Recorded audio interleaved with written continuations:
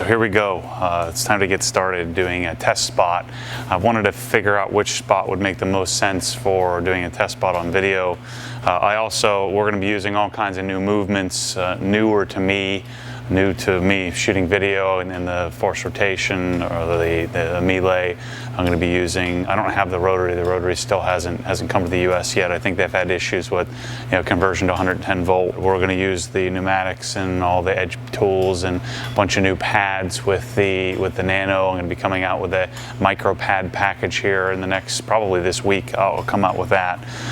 But before I get into all of that, I just want to see how the paint reacts. So I'm going to go back to my tried and true, what I know works, which and I know really well. So I'm going to go to my Rupes LHR 15 Mark II. First, we're going to prep everything, get everything ready to go. My dad's over there building some guns, so if you hear some clanging, that's what he's doing, building some SGS 28s. We already built some Osmatics today, so my fancy table that I'll be using for the rest of the detail he's working on right now. So I'm using the lift as a table, but you can see the scan grip light is set up. The scan grip lights aren't designed to light the area as much as they are to spot treat or amplify a spot. And so I'll be moving the light around, but right now I'm going to start in this section. So the angle I have the light, there's a big circle here, and as I move around, the circle moves, and so I can figure out which spot makes sense to put the light. But so I can track and see what's going on by following the light. I also have my my PD35. I have both the tactical version and 2.0, so we're going to be able to check my work here, see what's happening. And then I have my the Scan Grip Sun Match 2, which does really well. I'm actually going to raise the car up a little bit more.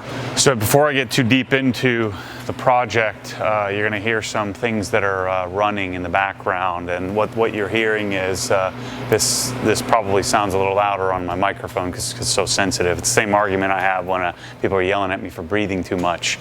I tend to mouth breathe when I'm talking, so you can hear that on this really great but rather sensitive Sennheiser mic.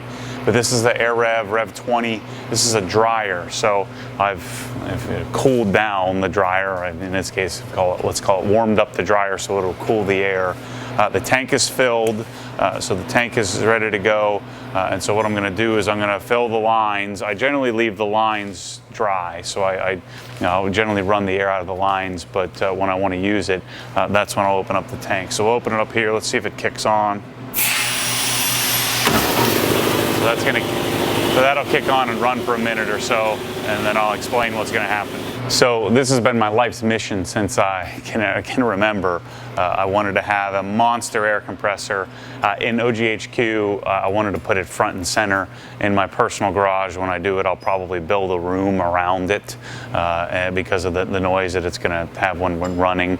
But for now, and I guess in future HQs, when I build them, the compressors will be contained, but I still want to see it. I want to see what it looks like. So I built this right in the middle of the room. What we have, I have a 2-stage, 175 PSI Jenny compressor. This is a 5 horsepower.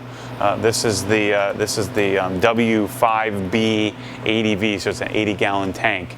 So this is what I'm going to use to blow out the pads. I'll be talking a lot more about this over time as I have some more experience with it. This is going to be the first go at using this to polish a car.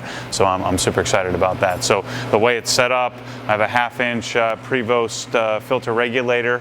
And then we have filters on the outlet of the dryer. So the way that this works is air comes out, air's going into my dryer, being filtered, flows through the dryer, filtered on the outlet, and then goes into another filter. So I should have dry, clean air.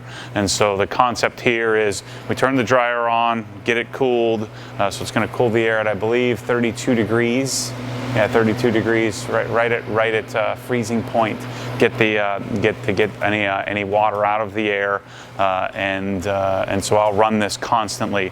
But before we get rolling, I'm going to go purge the lines a little bit, blow some air through the lines, make sure we do have dry air. Because one thing I want is, one, for my tools, I want dry air. But secondly, when I'm cleaning out or blowing out my pads, I want to make sure I'm not blowing a bunch of condensation on them. All right, so here's what I've got. I've got air lines on all four corners of the car with these amazing Cox hose reels. You know, one of the great parts about these types of hose reels, and you know, keep in mind these are much more expensive than something you go to Home Depot and you spend whatever, 75 bucks on a power cord reel. This is a 20 amp rated Cox reel. I have these set up 15 feet up in the ceiling, actually a little closer to 16 feet. But the key to these hose reels, the magic to it is, when I let go of the reel, notice it easily and slowly coils up and pulls the power cord up into the reel. Same thing with our reels for air.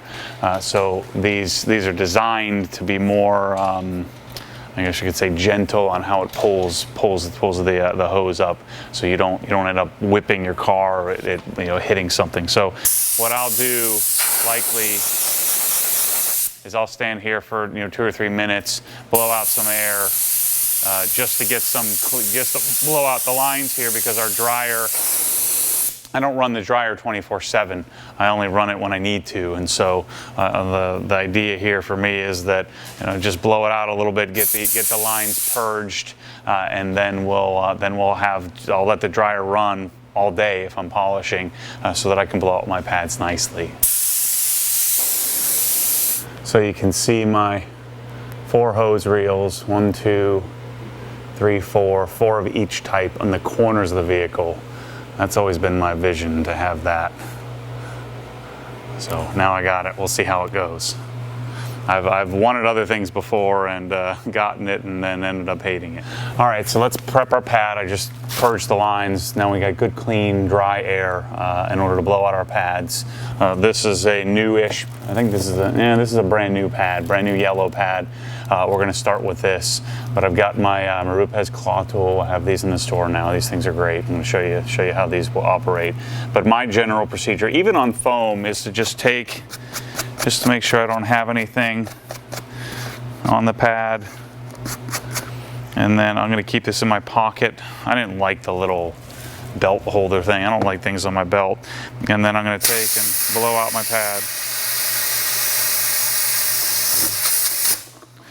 I know lots of people like the Tornador. I actually like this type of blower better. And I mean, the Tornador blows crap all over the place. This does the job. I don't know. I've got all different types of these things, but this is the type of blower that I prefer, or type of whatever attachment I prefer. We'll be talking more about the swiveling coupler on the end of these things. I'm excited about using that on our polisher. I'm probably going to be blown out a lot here in the video because of where the light is, but if you haven't gone and watched the assessment video, I've shown you all around the car and what the paint looks like. I think you guys in camera can see the swirling. And I talked about in the last video about it being from auto scrub, but my dad admitted to me afterward that he's been wiping this thing with detail spray dry in the garage for a while, because he just didn't have time with me driving them hard shipping crap. He hasn't had time to take the car up. Plus, they're in Pennsylvania in the winter, to go and get it out and do a full wash just hasn't been practical. So the good news is now we get to fix that. We get to work on the project. So I'm going to prepare this area. I've got some of my polish removal pads or towels. We've got some CarPro eraser. So we'll get the surface prepped. Of course, if you didn't watch the decon video, which was episode 3, episode 3, I did spend a lot of time getting this paint prepared for this step, right? So it's been decontaminated, but a lot of people had a question about this. We drove the car over here from my wash bay, right? So there was a transition over here from the wash bay. It's only a mile. You know, if you're driving 20 miles, you probably need to waterless wash the thing. But it was dry. It wasn't raining out at the time, so it was okay to. It's okay to just do this. Just do an eraser wipe down. Sorry, I'm got all this fancy stuff, and I still don't have room to put a detail card, or so I've told myself. All right, so paint's been assessed. We're ready to go. I'm going to start with a yellow pad and perfect finish and see what happens. You know, the paint looks pretty jacked up. I'm pretty sure we're going to need to do a compounding on this, but let's start at less aggressive. I wouldn't call this least aggressive. I know I'm going to need at least something like this diminishing Sonax, this perfect finish. There's just no way that we're going to get away with something like a Menzerna 3800 finishing polish. I'm going to have to fill this up. It's almost empty. I'll fill up that bottle in a minute. So we want to prime our pad. I have gone back to priming it. I don't know that it's quite as important as people make it out to be, but priming it makes sense to me. We take the buttering side. Actually, I think you're supposed to butter it with the Bigfoot side. I love that. A little bit more. One of the things I learned from Jason Rose in the aspects of priming, which never really crossed my mind, I always called this priming, but we prime it live on the car. All right, so now I've got it buttered. Put a couple of dots, product, 1, 2, and I'm going to sit it on the panel here and prime it. So I'm going to go to speed 2.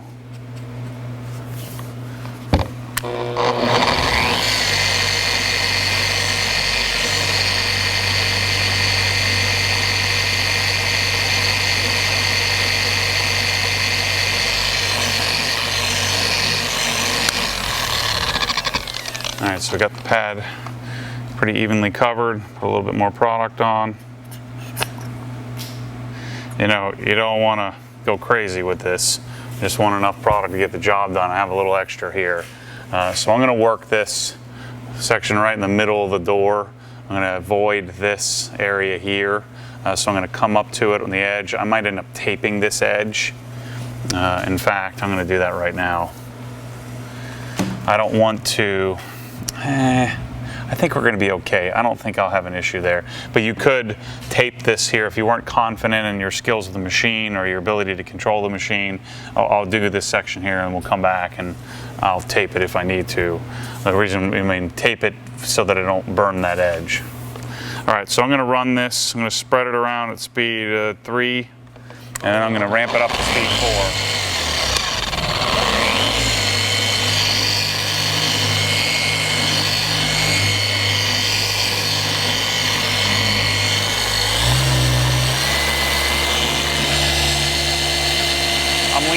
Probably 15 pounds of pressure.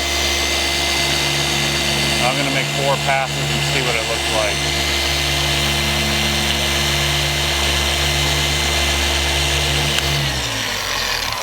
Yeah, I don't like that. I'm going to tape this edge here in order to get in there properly. I'm going to start over here. Let me tape this edge. I'll be right back to you. Got the edge taped. You know, that one pass. Shoot. We might be able to short cycle this, run this. Perfect finish, I like to run a good 4 passes because it does diminish, but man, looks like that cleaned it up really well right off the bat.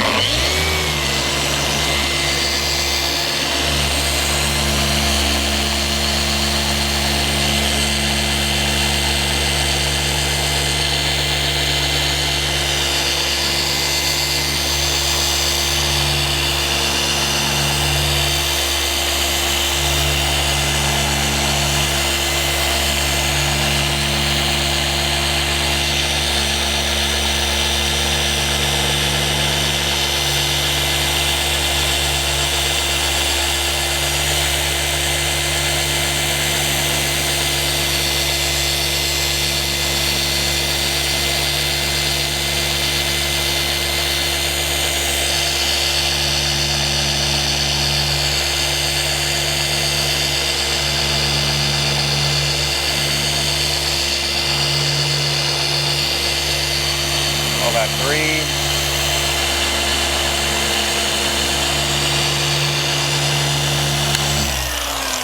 There's 4 passes.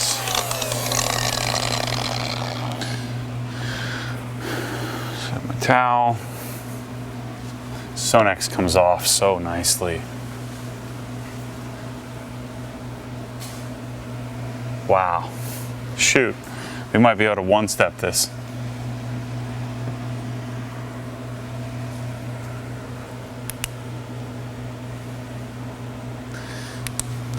Still see my...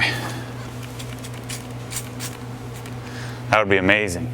Bad for you guys, good for me.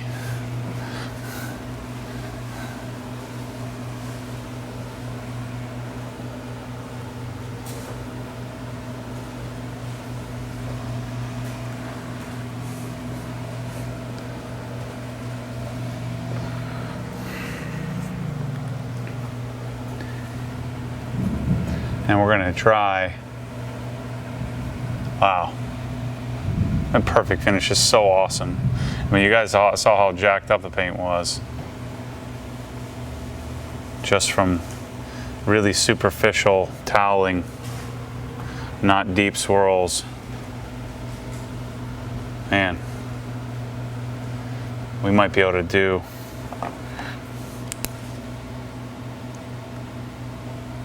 couple of passes and call this a day.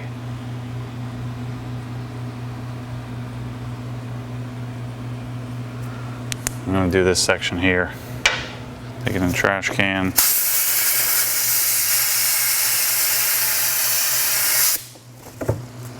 Just like that. Some more product. Since I'm primed, I'm going to do 2 bigger dots, 2 smaller dots.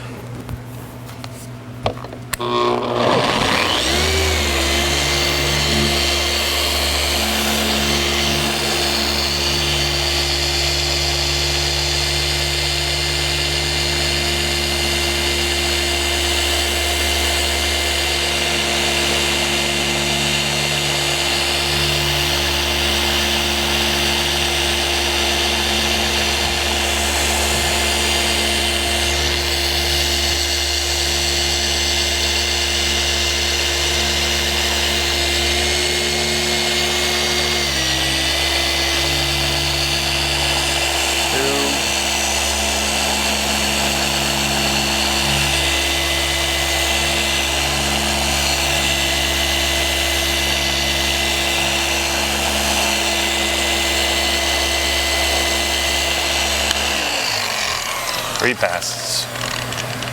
I mean, why would we make more passes if we don't have to, right?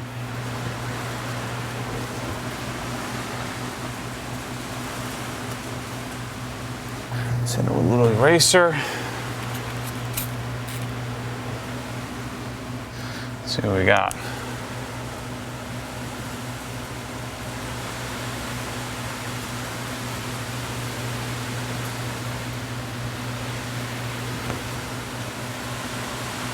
That certainly did. I think we're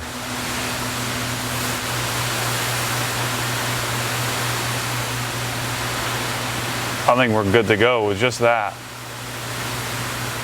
And that's pulling everything out. Yeah, I'd say that's good. And get you in here and show you with the light. And you guys could see the swirls before, right? Looks amazing. Just one pass of perfect finish. So here's what it looks like now. There's a little haze there from just the edge that I hit. Wow. That's gonna be A-OK there. No compound needed. That's how you know you have soft paint, when it's all swirled out and you get it corrected with a finishing polish. Now, perfect finish is a little more than your average just finishing polish, but look at that. Clarity's great. That's how we're gonna roll this. That means it's gonna take me a lot less time. You know, I had a feeling this would correct out pretty easily.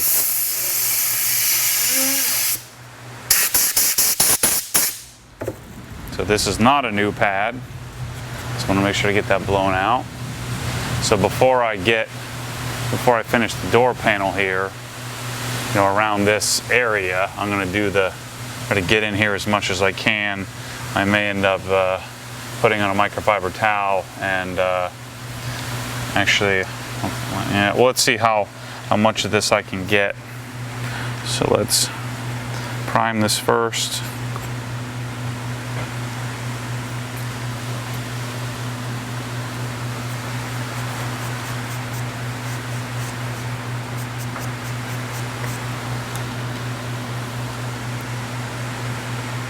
I don't want to overload this. This is the yellow pad, perfect finish, just like the rest of the car. And I'm doing this is the 12 millimeter 12 millimeter DA fitting on our Nano here. Man, I'm actually kind of disappointed that this was so easy. I thought I was going to have to do all kinds of assessing to get us figured out what would work.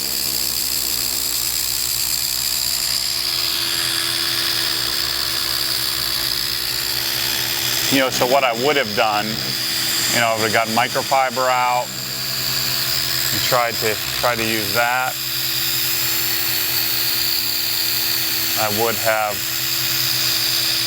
maybe even gotten the wool pads out. That's good. We'll save that footage for another day.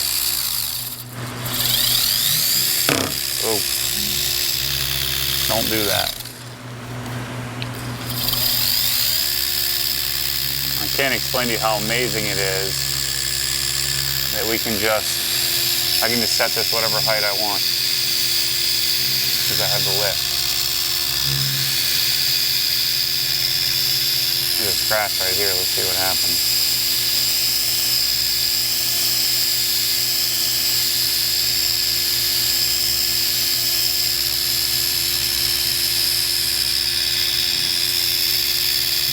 Really can't get in there very far. I'm gonna have to do that by hand. So, you know, if you were ranking the polishers that you needed, you know, we all want to have a whole wall. At least I think most of us want to have a whole wall of polishers like I have over there, even if you are an amateur. Wow, that scratch came right out. Oh my gosh, this is gonna be amazing. Wait till you see this car when it's done. It already looks good under the lights, this color. But you know what that means. If it's coming out this easy, that means it's probably going to scratch just as easily again. So there's a few deeper scratches in here. So what I'm going to do, I'm going to take the end of my towel. I'm going to get a towel that I haven't used yet.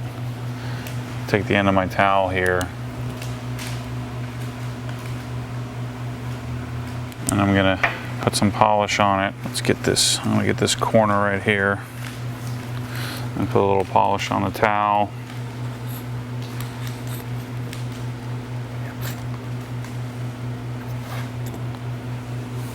And I have to do one of these.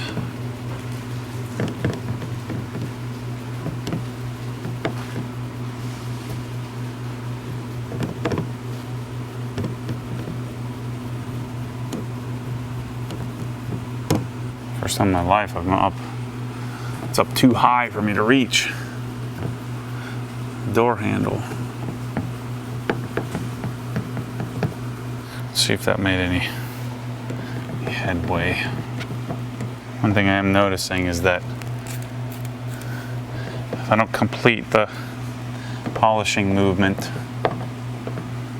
on the surrounding section, we get all kinds of haze going on there.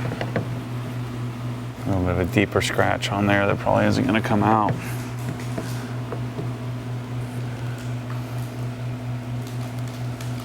A little more work to do on the handle. It's not. I'm going to hit the face of this with the big one. Try taking the pad off.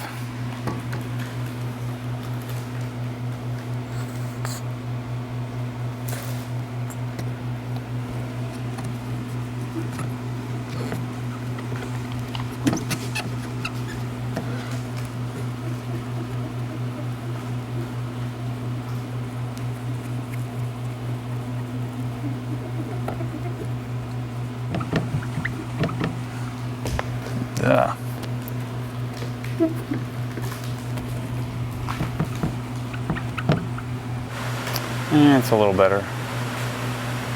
It's a few a little deeper than I don't think I'm going to be able to get out. You know, fingernail scratches from reaching in the door there. I think I'd probably actually want the 3-inch around here. Let's see how this goes.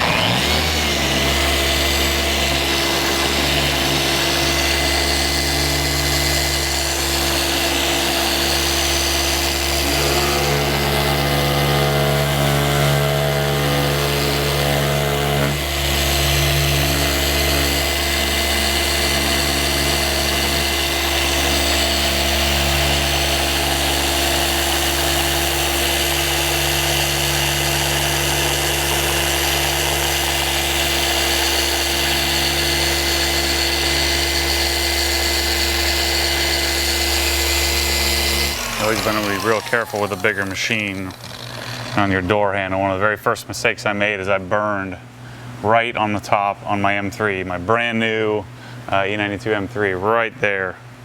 You want to talk about sad. I had to see it every time I got in the car to remind me. Yeah, that looks good. I'm going to stop using that Phoenix light.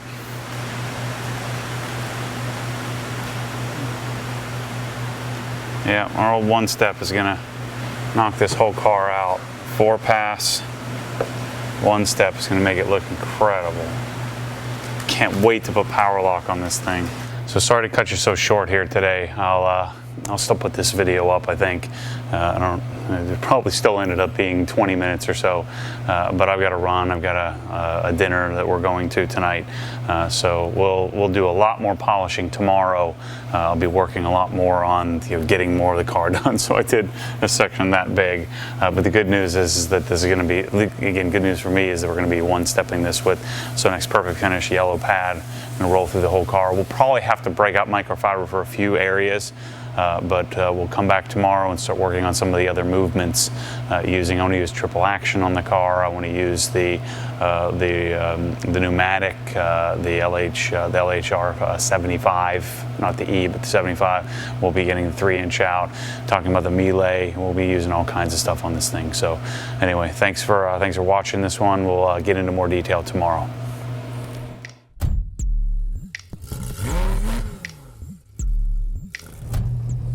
What happens when the force pulls you back, your foot naturally comes off the gas. You have to keep your foot to the floor.